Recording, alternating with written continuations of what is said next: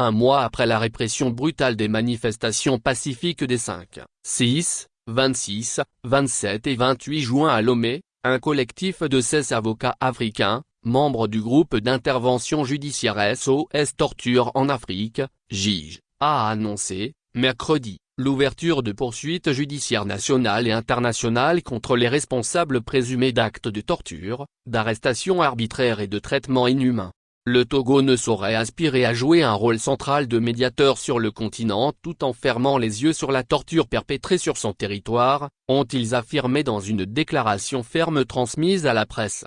Le JIJ, une initiative du collectif des associations contre l'impunité au Togo, CACIT, et de l'Organisation mondiale contre la torture, OMCT, accuse les autorités togolaises d'avoir mobilisé illégalement l'armée et des unités spéciales telles que la brigade anti-gang, l'USIG, la BAC ou encore le JIPN pour réprimer des manifestations largement pacifiques dans des quartiers ciblés de la capitale, notamment Bay, à Dakpamé, Bekpota, à Kodesewa ou encore à Tikpoji.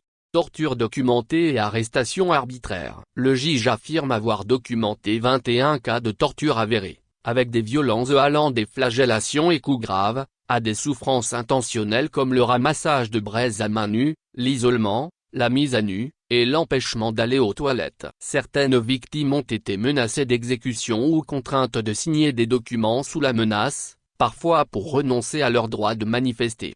Ces actes ont été perpétrés en l'absence de toute menace grave à l'ordre public. Ils relèvent d'un usage illégal de la force d'État, dénonce le groupe. Plus de 105 arrestations ont été recensées, dont une grande majorité qualifiée d'arbitraire, précisent les avocats. Des mineurs, femmes, journalistes et professionnels de santé figurent parmi les personnes interpellées, souvent de nuit et sans mandat, par des agents cagoulés.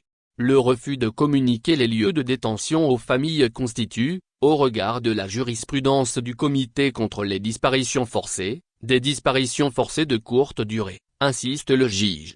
Des morts dans la lagune et le 4e lac. Le rapport met également en lumière des cas de morts suspectes. Le 26 juin, à Bay, 3 jeunes non armés, poursuivis par les forces de sécurité, ont sauté dans la lagune. 2 d'entre eux ont été retrouvés morts. Le 3e aurait été abattu selon des témoins. Ces faits soulèvent de sérieuses préoccupations quant à de possibles violations du droit à la vie à cause d'une mise en danger délibérée, notent les signataires.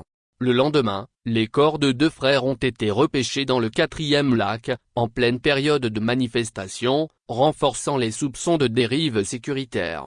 Des preuves médicales accablantes. Des certificats médicaux confirment les lésions graves infligées aux détenus, dont des traumatismes crâniens, oculaires et psychiques. Plusieurs actes de torture auraient eu lieu dans les locaux de la brigade anti-gang de Djidjolé. La torture se nourrit de l'impunité. Le silence judiciaire, lui, est une forme de complicité, martèle le collectif. La justice internationale sollicitée. Rappelant que le Togo a déjà été condamné 6 fois entre 2021 et 2025 par la Cour de justice de la CEDEAO pour des faits similaires. Les avocats du JIJ affirment « Nous nous tenons à la disposition du procureur de la République pour contribuer à l'ouverture rapide d'enquêtes judiciaires, y compris devant le tribunal militaire. » Ils menacent « Des plaintes seront de nouveau déposées devant ces instances si rien n'est fait afin d'établir les responsabilités individuelles. » Parmi les personnes visées, les chefs d'unité, commandants opérationnels et décideurs politiques ayant autorisé,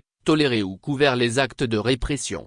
Recommandations aux autorités togolaises. Le JIJ adresse une série de recommandations claires au gouvernement togolais. Mettre fin à l'impunité et garantir des enquêtes indépendantes, cesser tout recours à l'armée et aux milices dans la gestion des manifestations, libérer immédiatement toutes les personnes détenues arbitrairement, respecter le droit à la manifestation pacifique, garanti par la constitution togolaise, garantir la justice et la réparation pour les victimes, prendre en charge les citoyens blessés dans un esprit d'apaisement national. Une mobilisation continentale. Les signataires de cette déclaration sont issus de 13 pays africains. Tchad, Côte d'Ivoire, Algérie, RDC, Cameroun, Tunisie, Burkina Faso, Bénin, Niger, Burundi, Congo, et Togo. Ils affirment que ce combat n'est pas uniquement togolais mais reflète un engagement africain commun contre la torture et pour la justice.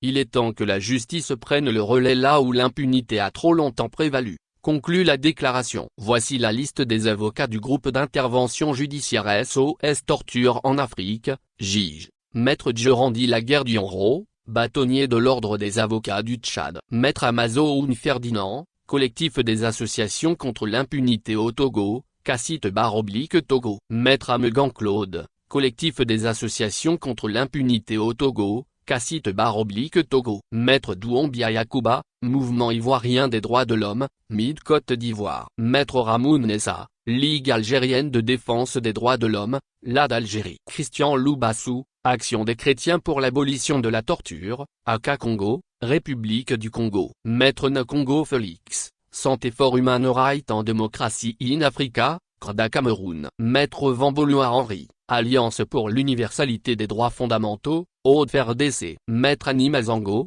Réseau des défenseurs des droits de l'homme, RDDH-RDC. Maître Nojito Loum Salomon, Action des chrétiens pour l'abolition de la torture, AK-Tchad. Maître Nyonge Rarmel, SOS Torture Burundi-Burundi. Maître Zaniniana Jeanne d'Arc, collectif des avocats pour la défense des victimes de crimes de droit international commis au Burundi, CAVI Burundi. Maître Kadidiatou Amadou, Association pour la défense et la protection et l'enfant et de la femme, A2P-Espoir, Niger. Maître Chantal Lanha, Association des femmes juristes du Burkina Faso. Maître Nkong Dorka Mirette, Santé for Human Rights en démocratie in Africa, CRDA. Maître Souila Mossen, Centre Sanaba-Tunisie. Maître Kouambatsi Ingej Frédéric, Afiamama RDC. Alexandrine Tchekessi, Directrice exécutive, Changement social Bénin. Actualité featured Justice pays politique société Togo.